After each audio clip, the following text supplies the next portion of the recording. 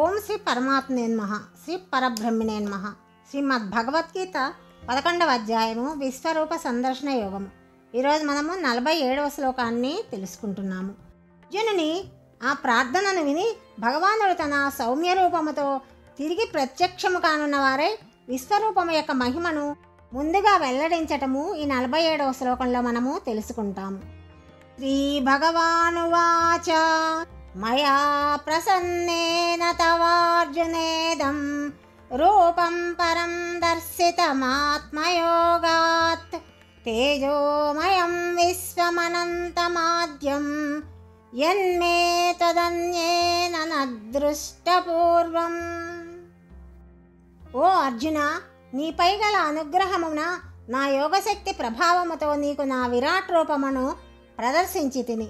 అది మిక్కిలి తేజోమయమైనది, అనంతమైనది, ఆద్యమైనది. దీనిని నీవు తప్ప ఇంతకు మునుపు మరి ఎవ్వరనూ చూసి ఉండలేదు.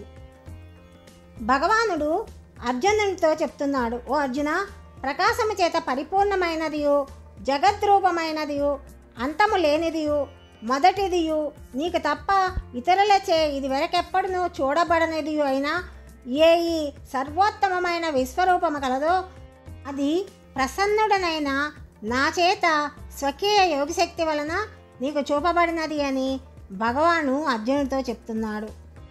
మయా ప్రసన్నేనా అని చెప్పటం వల్ల అనన్య భక్తి గల వారి ఎడలే భగవానుడి అనుగ్రహము చూపుతారని మనకిక్కడ స్పష్టమవుతున్నది. భగవంతుడు ఎలాంటివాడు అంటే ఆయన తేజోమయుడు, విశ్వవ్యాపకుడు, అనంతరూపుడు, ఆద్యస్వరూపుడు అని ఈ శ్లోకంలో మనకి చెప్తున్నారు. ఇంకా భగవానుడు అర్జునునితో విశ్వరూపం యొక్క మహిమను ముందుగా వెల్లడించడము తదుపరి 48వ శ్లోకంలో మనం తెలుసుకుందాం. సర్వం శ్రీకృష్ణార్పణమస్తు.